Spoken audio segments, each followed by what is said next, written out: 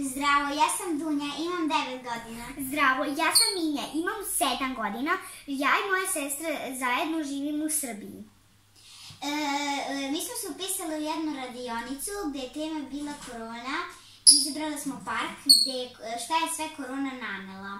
I mi smo sad tu morali da smislimo igru koja će se deca biti bezbedna, a da se ne zaraze, da drže distancu, a da bude to zabavno. Mi smo smislili jedan poligon gde će da se dele deca u 2 tima.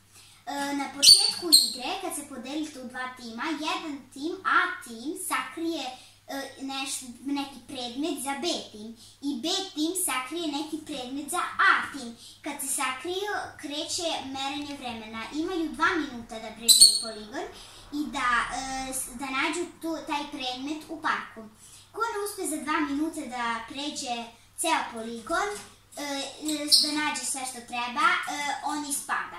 Mislim, izgubili su. Ako uspe za 2 minuta da nađe neki predmet i da pređe poligon, onda proglašava se pobednikom.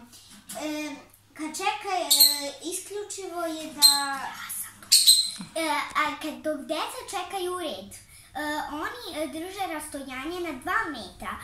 Ako jedan tim ne nađe tu lutku, ako taj tim ne nađe jedno dete tu lutku, iz tog tima ide drugo dete. Ako nijedno dete tu lutku ne nađe iz tog tima, znači da su izgubili, da ispadaju iz igre.